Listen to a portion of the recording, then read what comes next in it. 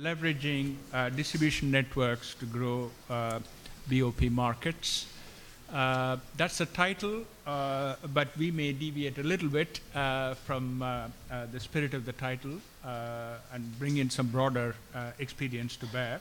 By way of introduction, I'm Suresh Sundaresan. I'm a faculty member at Columbia Business School in economics and finance, and I have an interest in markets for the poor generally and microfinance in particular. And I'll be offering a course at Columbia Business School the spring term on markets for the poor, trying to capture some of the insights of the literature as well as the practitioners in that course. But that's a digression. Before I should, I even begin the panel, I want to acknowledge the work that Joe Silver has done in putting this panel together, and but for him, we could not have done this. So I just want to acknowledge that and give him a hand. Okay, so.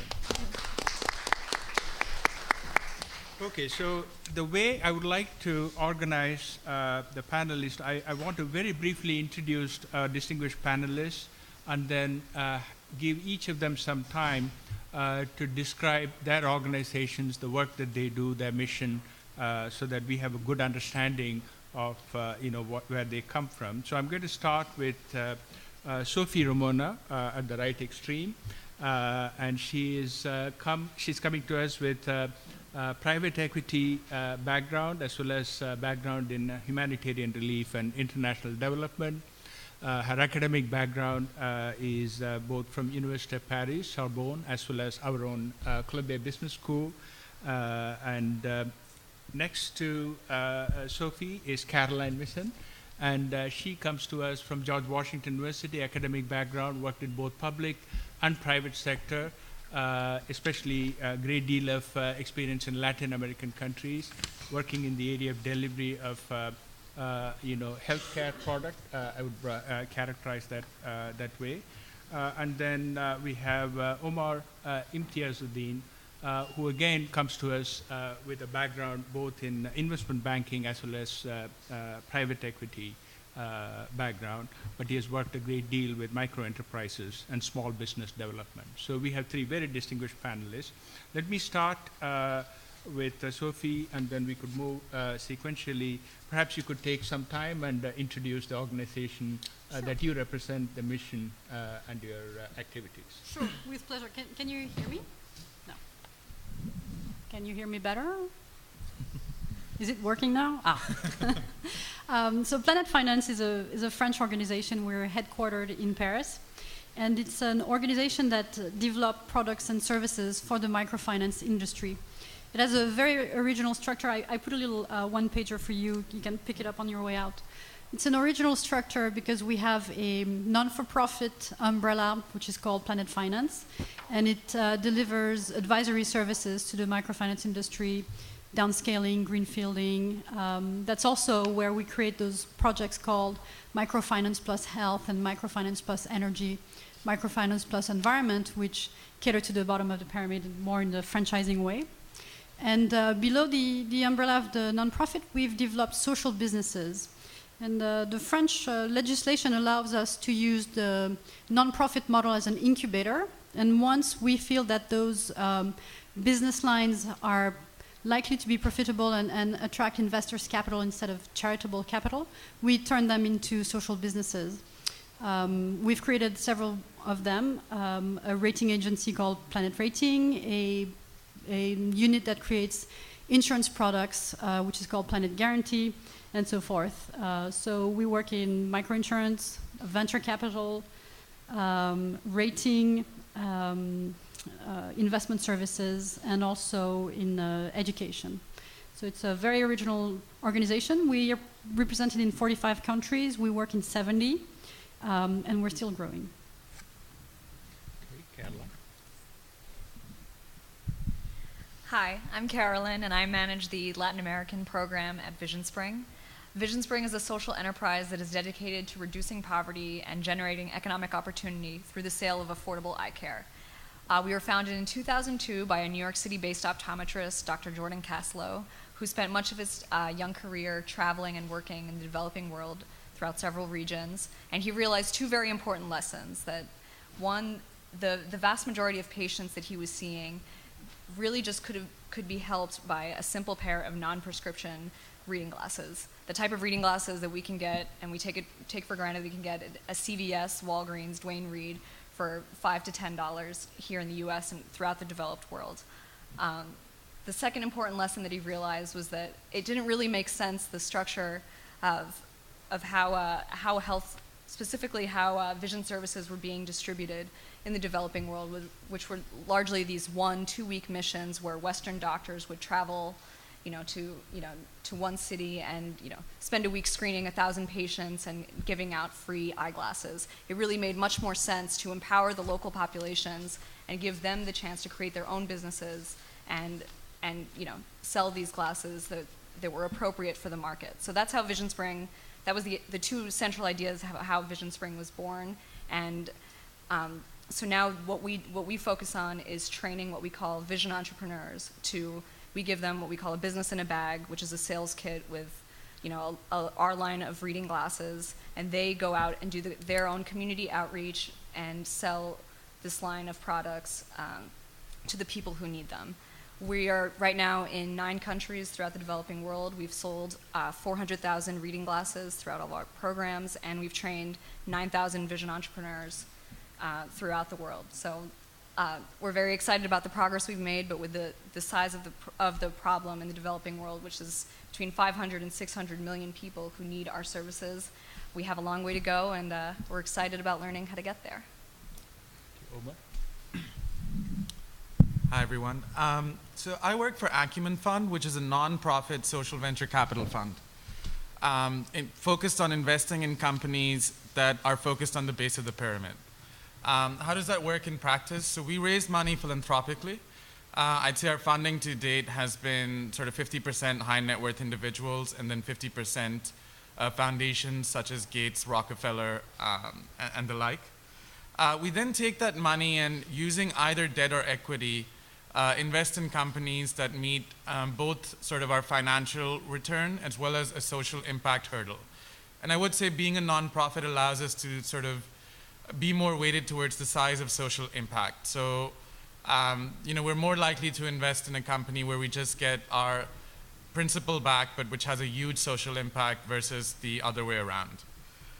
In terms of what we offer, we do offer more than finance. We, in fact, very heavily concentrate on management assistance as well, because we think it's necessary to get our companies to scale up to the point where we want them. So both from our New York headquarters as well as our local offices, we offer a lot of management assistance. And we also have a fellows program which places someone, usually a sort of newly graduated MBA, with one of our portfolio companies to work on either a specific project for them or just on the general business plan for a year. In terms of geography, we do have a focus. We invest in India, Pakistan, and East Africa. We have very recently taken the decision to also expand to both West Africa as well as Egypt, but that'll probably take place over the next 6 months. In terms of portfolio areas, again, we have a specific focus. We invest in health, water and sanitation, housing, energy, and agriculture. And in terms of total portfolio, we've invested about $40 million, of which roughly 50% is in health, and in about 35 companies overall. So the average investment size is usually around $1 million. I'll just describe one of our sort of most successful investments to date as an example of how we work. So A to Z is a bed net manufacturer in Tanzania. And they were manufacturing sort of what is called short-term insecticide-treated bed nets. So you could, essentially the insecticide would last for 6 months. You could get the net, and this is for protection against malaria. You could get the net retreated, but pretty much every survey showed that only 5% of nets ever got retreated. This Japanese company, Sumitomo, came up with a technology which would make the insecticide last for 5 years. So obviously a step change in terms of the efficacy of the product. But Sumitomo did not want to actually manufacture themselves and wanted to look for an African manufacturer. So we played both sort of the role of matchmaker, if you will, but also facilitated the technology transfer by giving A to Z a pretty small loan, really, $325,000 in 2003. That small loan proved to be fairly catalytic in that The technology transfer was so successful that Sumitomo entered into a joint venture with A to Z afterwards, built a new factory which now produces 30 million bed nets a year, making it roughly 20% of global supply. A to Z also employs 5,000 people now, making it one of the 3 largest employers in all of Tanzania. So from our standpoint, you know, it showcases how we really, for us, sort of a home run investment, where a very small loan of $325,000 was able to lead to both sort of financial sustainability as well as a fairly large social impact. That is really quite impressive. I have one clarifying question for each of you as I listen to the things that your organization does. Let me start with Omer. At the outset, you said that as a criterion for your investment, you enforce social impact hurdle. Could you expand on that? Well, I'd say most of the companies that we're investing in are dealing with fairly sort of basic problems. So we're not sort of doing impact at the level of sort of say a Gates Foundation might do, and are tracking more based on output, based on information that we already know. So using the A to Z example, we don't track, for instance, where the nets are distributed and sort of what the end impacts of those were, because quite frankly, it varies greatly depending on which country they're distributed in, how much education was done around proper use of bed nets, etc. So for us, it is sufficient that bed nets, as has been sort of widely studied, do protect you against malaria, and that A to Z, by producing 30 million bed nets, is an integral part of that supply chain and the fight against malaria. Thank you. Caroline, you mentioned about the distribution of prescription glasses and so forth. I'm familiar in India with Arvind Eye Hospital, which I'm sure you're familiar with as well. They do a lot of work in terms of mass treatment of disorders with respect to the eyes, and they've been quite successful. And in our conversation, you indicated that you have sort of joined forces with some groups in Bangladesh. Have you thought about Arvind Eye Hospital as a potential partner, or? Yeah, no, funny you mentioned that, because we actually do work with Aravind, and we've just started. We co-created a product that would. The issue with prescription glasses, as most of you know who have glasses, that you have to go to an optometrist, and then it's highly customized for you, and you return once you've given your prescription, and then you return to get your order. In a place like India, the biggest struggle is getting access to a doctor, and then having to travel long distances in order to go get the exam in the first place, and then having to go back and pick up those glasses. So with Aravind, we actually developed what we called a Myopia Kit, which is we have just a basic style of frame. We have 3 different types of frames, and we have an inventory of lenses that you can just pop in after you do a basic eye exam, which covers the majority of prescription needs. So we've actually just started doing this, so we can't speak to the results because we've just launched in the past couple of months, but Aravind is we've always had a relationship with them. Jordan spent some time working with Aravind, so it's definitely, it would be a valuable partner going forward, and something we're excited about. Sophie, you described various activities of Planet Finance, and one that is close to my heart in terms of some of the research work that I do is the credit rating. I think it's, along with credit bureaus, one of the things that as an infrastructure in the field of distribution of financial services, a lot of policymakers are focusing on. Can you give us a little bit of a sense of what the rating methodologies are, and where do you see these ratings going in light of the things that we're seeing in the financial markets? Well, I hope they all get AAAs, but Planet Rating has developed their own methodology for rating. It's called GIRAFFE, and it's an acronym, and I will not bore you with the government and all the different signification of those ratings. They're a very valuable tool for microfinance institutions when they want to raise capital on the capital markets. But an interesting new rating that Planet Rating has developed is the social one. And it's become more and more frequent that investors, especially institutional investors, want to know where those MFIs stand in terms of social rating. So similarly, they've developed that methodology, and we see an increasingly a big demand for social rating methodology. So much so, actually, that we're also branching into rating the social impact of non-microfinance organizations, other non-for-profits, because there's clearly a demand for that. Yep, yep. For credit bureaus, it's another issue because, as we spoke about it, Yeah, and it's something that the microfinance industry has to come together and put those credit bureaus together. There's an increasing number of borrowers who become over-indebted, and microfinance institutions who are lending to them don't know that they already have 1, 2, 3, 4, 5 loans. And that's why we need credit bureaus to make sure that we don't participate in the over-indebtedness of borrowers. Okay. I'm going to, in my capacity as, chairing this panel, I have the monopoly rights in asking a few questions, but I don't want to take too much time because I'm sure there are questions that, many of you may have. So I'm going to combine 2 questions, and then I'm going to pose them to each of the panel members, and once they have responded, feel free to ask the panelists questions that are of interest to you. So my first question is more about an overarching theme, which is recently we have a review of the Millennium Development Goals that United Nations had posed, and they had 8 different goals.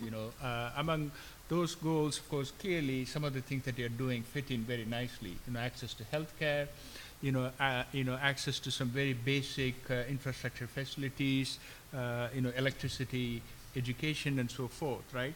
So in looking forward, now the goal has shifted to 2015. More funds are being raised to try and meet those goals. I would like to sort of I would like to have you, think about what you do through that prism, to give your sense of where all your efforts could be contributing, even though you might have independently started the mission. Somehow at a global level we are expecting poverty rates to go below a certain level and so forth. So I would like to get your reaction on that. And of course 2007 through 2009 has been a tumultuous period in financial markets, and it will be nice to know from your perspective for your business how the credit crisis has affected your business model, if at all. So Omer, perhaps you could go. So I'd say we probably have not focused that much on the MDGs sort of individually, and really have focused more on an investment strategy that makes sense in terms of social impact. I think with the MDGs itself, probably what's most relevant to us is that we don't think the public agencies by themselves, be it the Global Fund or be it sort of the more NGO community, of which we are one, can sort of solve the problems of poverty by themselves. So the mantra being, charity will not solve the problems of poverty, neither will the markets. So there has to be some combination therein. In terms of sort of how, at least speaking from the health perspective, we obviously intersect with the MDGs, but it is based more on investing in, if you will, the health ecosystem, which we define as sort of providers. We are interestingly, investors in both Aravind as well as VisionSpring as well. But for us, providers at all levels, from primary, secondary to tertiary, financing companies, so that would be mainly health insurance, and then the ancillary services that would round out a robust ecosystem, being sort of diagnostic chains, pharmacies, emergency services, as well as new disruptive technologies that have the power to sort of dramatically reduce either the costs of healthcare, come up with a new distribution strategy, but essentially all pointing towards social impact. Slightly separately, we do have, a malaria portfolio, and also a nutrition portfolio where we're working in partnership with the Global Alliance for Improved Nutrition. But I would say it hasn't been sort of taking the MDGs as a whole and then working towards them. On the credit angle, I'd actually say it hasn't really altered our investment thesis so much. Though I think we should bear in mind, with 40 million invested, obviously that sort of is still fairly tiny compared to the credit flows that we're talking about. And quite frankly, we probably deal with issues that are so different. And I'll sort of name two examples. One being we've invested in these two microfinance institutions, one in Kenya called Jamii Bora, one in Pakistan called Kashf. So with Jamii Bora, when you had sort of the election violence in Kenya 3 years ago, their main clientele actually comes from one of the major slums in Nairobi, Kibera. And the violence was terrible enough that half of their clients actually fled for their lives. So you can imagine that the impact on the organization as well in trying to sort of, look out for their clients as well as rebuild their health portfolio was pretty significant. Similarly, in Kashf, someone spread a rumor that the founder had died and that all the loans were forgiven. And I guess, it doesn't speak, and I'm Pakistani myself, it doesn't speak much for some of the clients that this was a rumor they eagerly adopted and said, no, it's definitely true. So Kashf's loan portfolio went from sort of having a default rate of less than 1%, it was in fact by far the strongest MFI in Pakistan, to reaching 30% over the course of 3 months. So the company really struggled with trying to fix that perception, which it now has, and I think speaks to the robustness of the organization that it was able to survive something like that. But I find those are more the issues that we're dealing with than the broader macroeconomic. So you have much more pressing issues than credit crisis. Caroline. Oh, in regards to the Millennium Development Goals, I think the work our organization does fits in quite nicely with the goals. You can't really talk about eradicating poverty and providing health care without talking about vision. And just if you think about what it's like to get to the age of 35 and 40 and begin to lose your up close vision, which for a weaver or a goldsmith in the developing world, they've just reached the peak of their craft. They probably have a few young children that they have to support, and probably supporting their older family members, parents, grandparents, and all of a sudden they literally just cannot see, just because of a natural aging process that happens to all of us, but they don't know or they can't afford the eye care in their community. So this is you can't really talk about these development goals when millions of people do not have access to this really essential health product. So I think that answers that. In regards to the financial crisis, it affected us as you would expect a cash-strapped organization to react. We're an organization that wants to innovate very quickly and grow very quickly, but with very limited resources, it's very hard to do that. So we kind of have to almost slow ourselves down because we want to maybe test a few things, launch a few pilots, but because it's just that much harder now to really do the type of fundraising that we envision, it's kind of slowed us down in a few ways. So, Sophie? So for the Millennium Development Goals, my answer is going to be quite similar to Omar's. We don't look at them and check the boxes. We just design programs around the needs of the people we want to serve, basically the same thing Caroline does. But along those lines, we've developed programs that are called Microfinance and Health, where we use our access to microfinance networks to provide information and bed nets, which I'm guessing came from you, actually. We did that with Sanofi Aventis in Madagascar and in Benin. We also help remove the risk of financing micro-borrowers who present a certain health risk. In particular, people living with HIV/AIDS are it's very hard for them to get a loan from microfinance organizations because they don't want to support the health risk. So we provide them with a guarantee, and by doing that, we remove the risk from the microfinance organization. We allow this particular segment of population to carry on with an income-generating activity, so they can keep on, supporting their family and become healthier or as healthy as possible. We've also recently in South Africa launched a micro-franchise, which is a model that we're venturing in. It's new for us, and it's an interesting pilot because we have put together different providers of water heaters, solar water heaters, solar panels, stoves. And the idea is to create both a business opportunity for micro borrowers and also help families get equipped with energy efficient stoves and equipment for their household.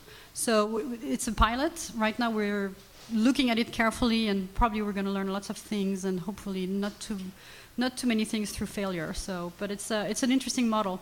I also want to mention that I was at the MDG business session 2 weeks ago at the UN, and lots of big companies are venturing and have already put together very, very robust, inclusive business models that do exactly what we do in microfranchise, but they do it on a much bigger level. I just want to mention, and if you're curious about them, just check online what they're doing. But I was very intrigued by what Anglo-American does in South Africa, Diageo in Africa, and especially in Kenya, and Grupo Nuevo in Chile, helping. They all put very interesting models that include bottom of the pyramid or low-income people along the supply chain, both as producers and as consumers. And I think these are models that we should look at more closely, because there's an interesting thing about raising the income of bottom of the pyramid or low-income people by including them in the supply chain, just not looking at them as new consumers who can buy products because we give them a microfinance loan, but actors in the supply chain. Sophie, if I may ask you to comment on the credit crisis and how it has at all affected Planet Finance. So I would say pretty much like Caroline, we rely on charity money, on philanthropic money, and also on investors. I think we've seen at Microcred, which is one of the organizations of our group that provides microcredit, we've seen some relative damage to our portfolio. But most notably, I think people coming for second loans or third loans or subsequent loans are asking for smaller loans, which was a very interesting twist because it makes our dollar work more. So it looks like my dollar is more efficient than it used to, but it's not the case, because actually when they were asking for $250, they come now for $200. So because their business has shrunk too, our portfolio has taken a different shape. Yeah, I guess I would add, it did obviously affect Acumen on a fundraising level, certainly. Though I guess we'd probably built up enough reserves that it hasn't affected how we've done business. And more broadly, there were a number of funds setting up, sort of similar to Acumen, but for-profit. An example being the IFC's sort of Health in Africa fund, which is managed by Oreos, Leapfrog Investments, which is a microinsurance fund. And I'd say both probably the amount that they were looking to raise as well as the time it took to raise that funding was significantly impacted by the credit crisis. Thank you very much. I think we now can move to the floor. So I would encourage as many of you to ask questions of the panelists. They have a lot of insights to bring. So would you mind coming over to the podium and asking the question, or you can pass it around. Good afternoon. My name is Franklin Moore. I work for the Queens Economic Development Corporation. It's a local economic development corporation. We work with a lot of startups, small businesses. And I guess it's a two-part question. One, how do you get to market your services? I imagine that because of the type of organizations that you are, there's a limited marketing budget. And are you able to, for all three of you, access the people who most need it or most qualify for, whether it be access to capital, healthcare, or organizations that need funding to lend to people. So one is that marketing aspect. And the second thing is, because of the recession, I think MFIs here domestically have been lending to the market that usually traditional banks were lending to. And so what we're seeing now is that MFIs have actually taken the role of traditional banks to give that access to capital. Meanwhile, the people that used to get access to capital from MFIs really have no source anymore. Is that something that you're seeing in the, I guess, international development world? And is there maybe some type of model that you could bring domestically over here to make it better? Thank you. I guess on the first part, I mean, I'm marketing my organization right now is probably what I'd say. And I'd say more in country, we do have local offices, and our hope is indeed to actually, be at a point where we're well known enough in the social enterprise space that it's not just looking for deals are coming to us. And, having been around at this point, we're almost 10 years old. I'd say we're beginning to reach that point where Acumen is recognized as sort of a leader in the space. So there's less sort of having to, go through the trenches and find business plans, and people are coming to us. On, the microcredit side, I think I'll let, maybe Sophie answer that, I'm sure. So one of the business lines we've developed is social venture capital, social venture funds. We have one in Paris that makes small investments in, equity investments in small entrepreneurs around Paris who are not financed by banks. I will agree with you and not dispute it that French banks traditionally don't lend to businesses because they don't think it's their job, but they especially don't lend to very small entrepreneurs. One of the projects I'm working on in New York is to raise a similar fund to make equity investments in small entrepreneurs in New York. I'm not sure that people who are receiving a $3,000 grant from Grameen right now got that grant from a traditional bank 2 or 3 years ago. So I don't think that you've seen a scaling down of from commercial banking to MFIs or to small credit or to credit unions for that matter. What I do think is that you have more people who have less access to cash. On the marketing question, we leverage our vision entrepreneurs to do all of that work. We really believe that there's nobody that knows these local communities, especially in the rural communities, better than our vision entrepreneurs. So we really listen to what they have to say and just try to give them the tools to do their own marketing. So most of the time it's just very basic flyers, and we just help them tweak, the messaging that goes into making those flyers or those, sometimes it's recorded, amplified messages, but they really are in charge of making the contact a lot of time at a local church, at a community health center, and do what we call vision campaigns, where they set up for one afternoon and distribute do the eye screening and sell the eyeglasses. But we really believe, we don't try to, from New York enter in that at all. We really believe that they know their market best, and that's really the key to success of getting the eyeglasses to the people that need them most. Thank you.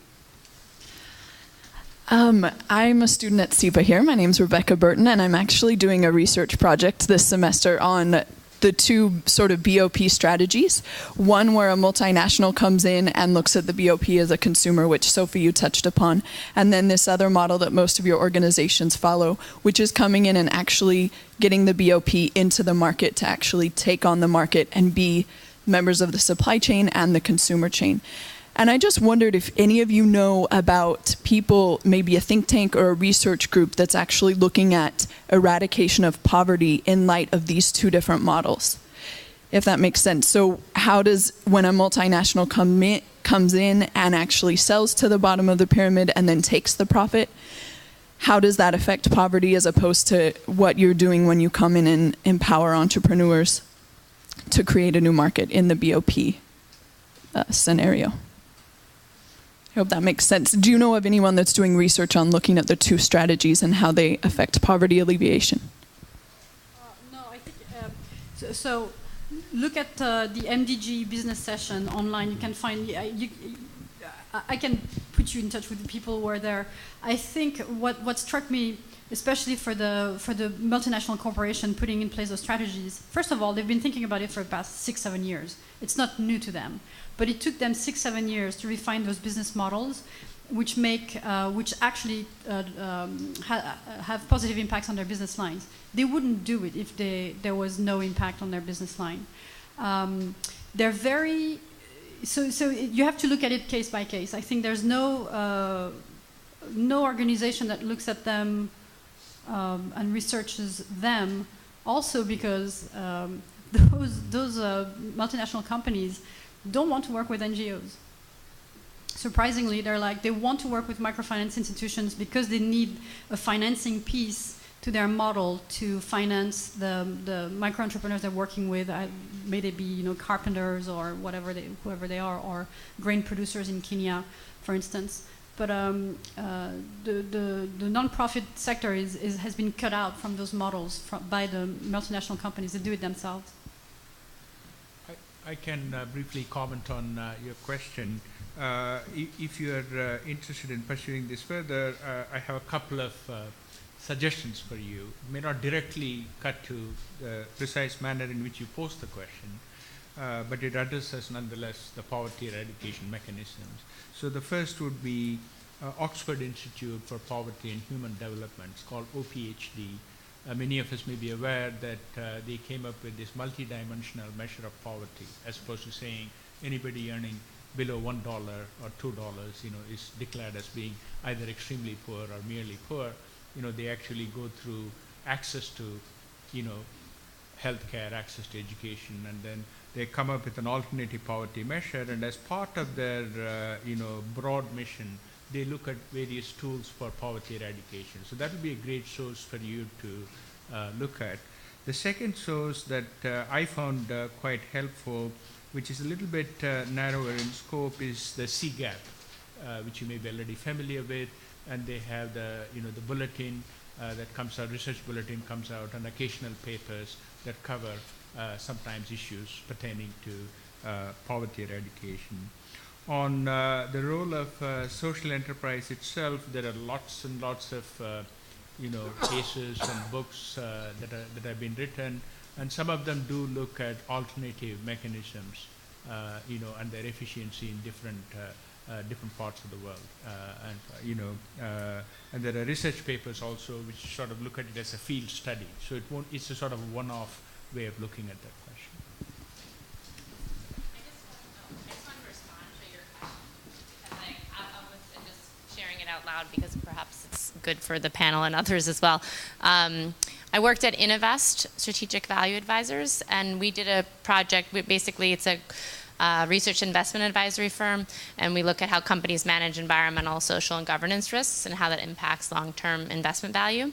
And we did a project for the Inter-American Development Bank, and it's called Opportunities for the Majority Index. So I would suggest, I'm sorry, I don't know your name. I'll give you the information, but you can look it up online, Opportunities for the Majority Index, and it's an assessment of 75 firms that are operating in Latin America, both multinationals and local companies, all private, and how they integrate basically the pyramid markets into their strategies. So it's not the answer to your question, because we're not looking at the actual poverty reduction. We were looking at how it was actually driving business growth and the strategies behind that, which it is, and we built an index off of that. So, but it may be useful because it had elements of looking at some of those indicators as to why they were interacting with those markets. And I think you might then look at which companies, and you might get down to further resources behind the impact in those markets. And it's only one region of the world, but it's a start. Questions in the back? Yes? Hi, my name is Nicholas Santaki. I'm from the St. John's University GLOBE program, which stands for Global Loan Opportunities for Budding Entrepreneurs.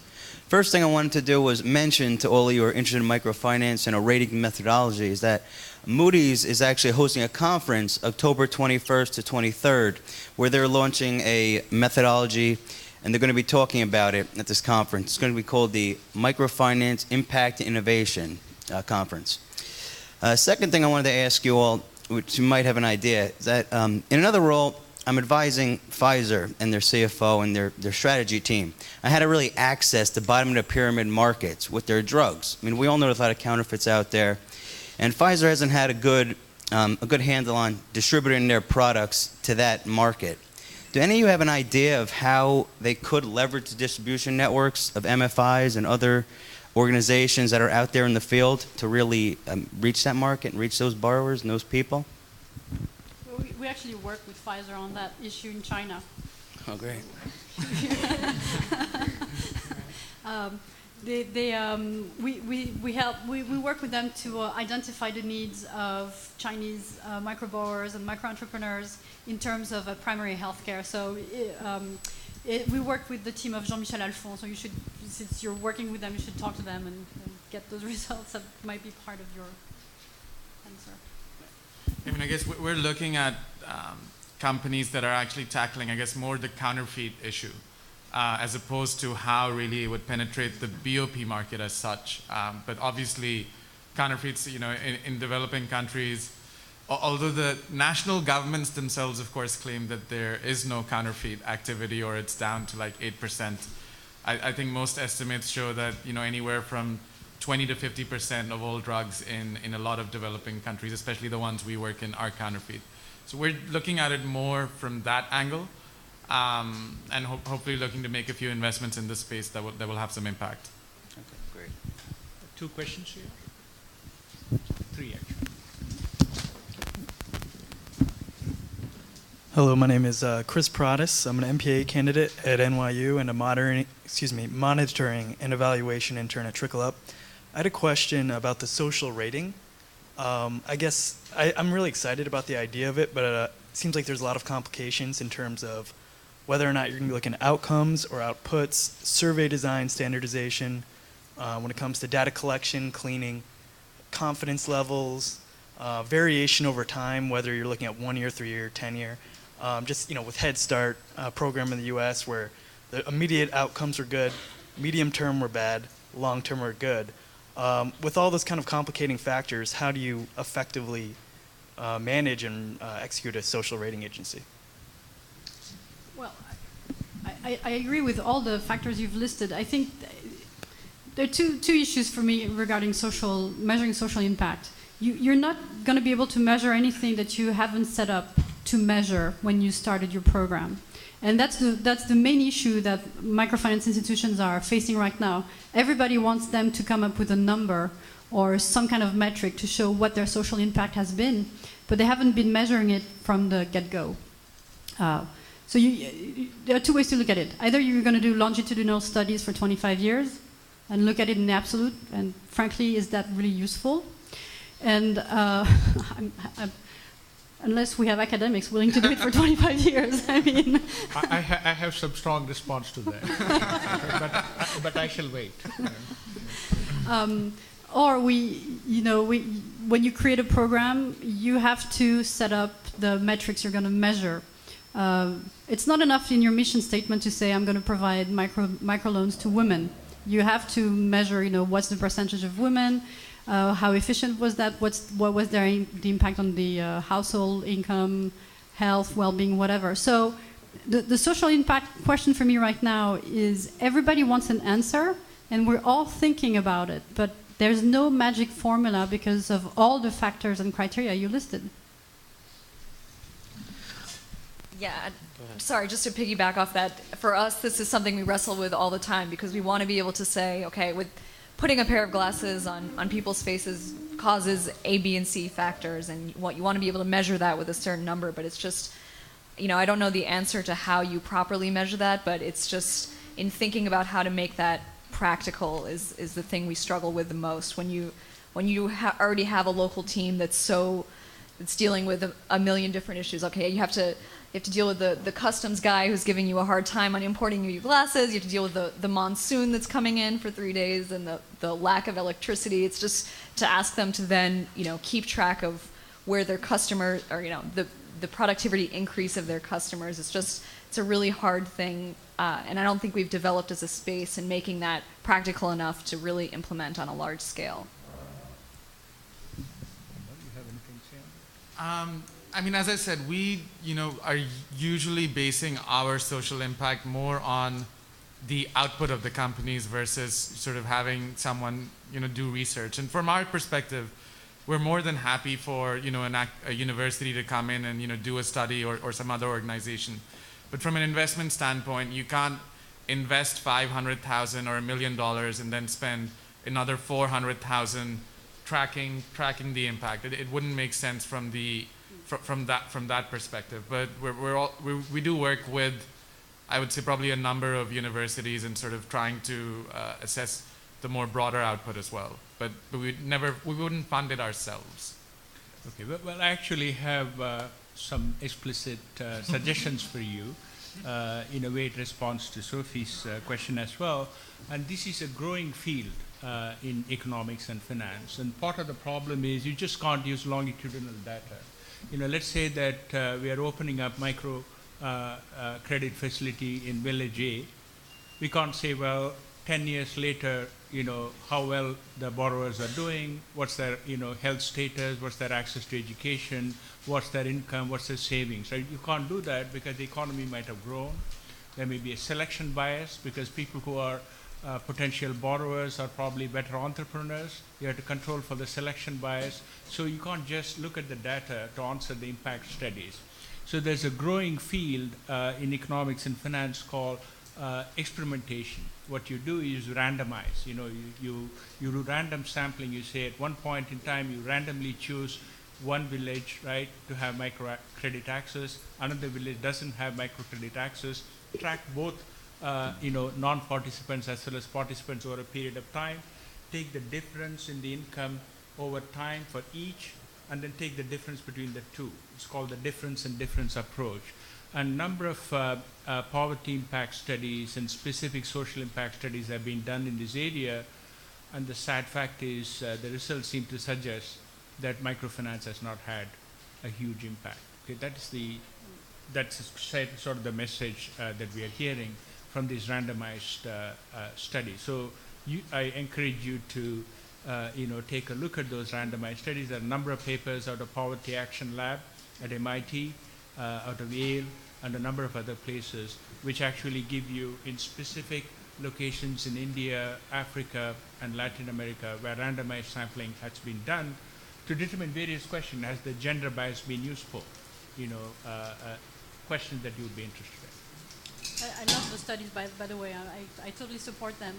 When they were published, the microfinance industry as a whole came and like, woo, what are you doing? You're saying that we're not doing what we're saying. Woo, you can't publish that. It was a big discussions among microfinance institution, organization, what should we do, And I think we need more of those studies because, especially the Duflo paper basically saying, only 1 in 8 borrowers actually use the money for an income generating activity. The 7 other ones use it for consumption smoothing. The good news is it's durable goods and not, fast consumption, but still, so we need more studies like that. Totally agree. You are exactly right. Esther Duflo has been a pioneer in this area. And not only that, in many of these countries that our panelists spoke about, there are a lot of other informal markets that are very robust and they're running, like, rotating savings and loans savings and, credit association, the Roscos, the chit funds in India, and, they're very robust. And people have looked at how well, those informal credit markets have improved the welfare. And again, people are very careful to take into account the randomized sampling approach to correctly account for the selection bias and various other issues. So actually the empirical work is quite sophisticated. People are not relying on longitudinal data. So you'll find some exciting empirical work there. Hi, my name is Farhan Khan. I work for Citigroup Corporate Technology. My question is specifically for Omer. In reference to your previous comment regarding Kush Foundation in Pakistan, that because of the rumor, the default rate went from 1% to 30%. I would like to know what Acumen learned from that experience. And my second question is that what do you think is the best way to collect money from the borrowers, especially because a lot of these borrowers don't have assets to put as collateral? And what I hear about microfinance institutions, that is one of their biggest challenge in the field, that to collect money back. So if you could comment on those two things, your experience regarding Kushman. Sure. I mean, and just to be clear also, we typically don't invest in the MFI itself. We're investing, we're sort of still focusing on our product area, so health, housing. So with Kashf and Jami Bora, in both cases, one was for a housing development scheme, one was for a housing loan product. We did go and then invest in Kashf broadly, but it's a slight outlier for us.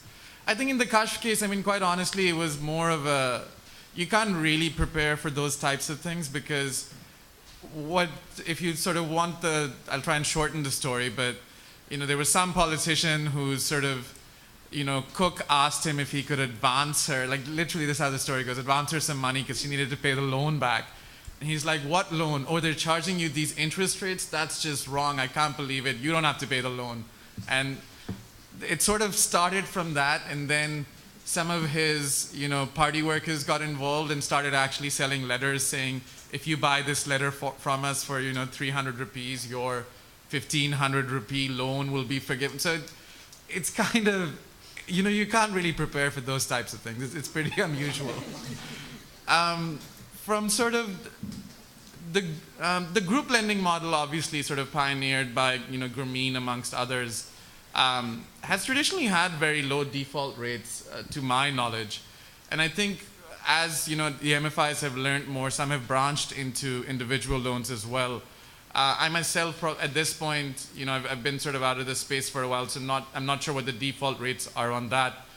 But traditionally speaking, the better MFIs have incredibly low default rates. So the group methodology obviously has worked fairly well. I could comment on Omer's last point. There's been some work that sort of looks into it very carefully, taking into account some of the selection bias issues. Because, how do you form a group?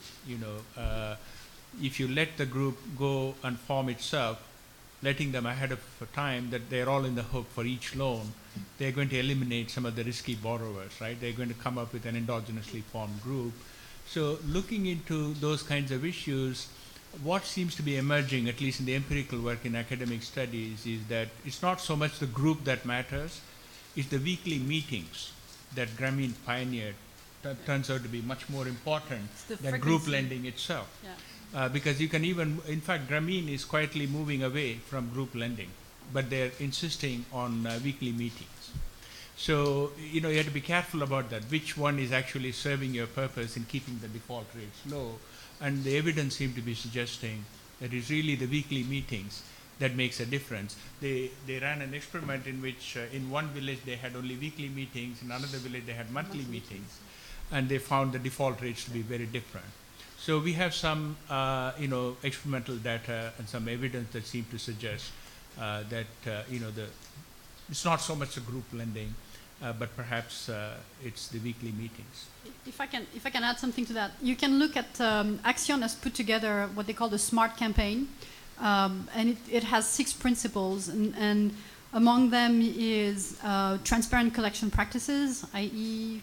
your knees are not going to get broken if you don't pay on time, which is an issue that has arisen in the microfinance industry, because when you have loan officers that are compensated through a commission, well, they want to collect their loans. So you have to have procedures to make sure that the collection procedures are fine. Also that clients have a redress means, so not an 800 number, because obviously in some countries it's not going to work, but that they can still escalate a grievance somewhere, so that they're not left alone dealing with an organization or a collection officer that is being unfair to them. Look on Action's website. There's another 6 principles. Others is fair pricing and transparency of the contract and interest rate and so on. But these are interesting models that are being developed in sense of more consumer protection, if you will.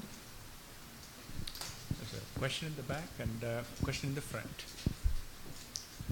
Yeah, hi, Steve Feldman. I'm a graduate of the business school. For Carolyn, you mentioned, I think you have 9,000 vision entrepreneurs. Could you just give us a little more on that? I mean, are they trying to make money, or are you trying to have them build a business? And is that what the point of it is? I mean, it sounds great, but I was just curious about that, because as a company, if I understand it, you're, I don't know, you're a not-for-profit, yeah? Yes, we are a nonprofit. We started out in El Salvador and in India with our own operations, managing our own small group of vision entrepreneurs. And we quickly realized that the problem was way too big for us to manage on our own. So we started partnering with organizations that had large local networks that were already in the markets that we wanted to work in. So a great example we always talk about is our partnership with BRAC, which is the largest NGO in the world. It's an organization in Bangladesh, and they have thousands of community health workers that are selling basic products from sanitary napkins to water filters already. So we have partnered with them, and now they are also selling our eyeglasses as well. And so they just they conduct their own eye exams and amongst the other products that they're selling. But throughout whether it's a local vision entrepreneur that we manage or a partner type vision entrepreneur, there's a commission structure where when they sell the reading glasses, we're a little bit different from a microfinance organization that we give the products on consignment. So we give them the line of readers, and then once they sell the product, they keep a certain percentage of the sale, and then they give the rest. And I'm sorry to interrupt, but you give the pricing. That's what I was wondering about. Do you set the pricing? Yes. So when they're a local, so it's a little bit different if they're run directly by us. So if in El Salvador and India, we set the pricing. In the case of BRAC, we sell BRAC the glasses, and then BRAC sets the pricing. So, just pretty much, we drive it from the beginning. So, yeah. Thank you. Yep. One last question at the front. Thank you. I'm Laura Rosen. I'm a CBS alum and working as a consultant in the microfinance space.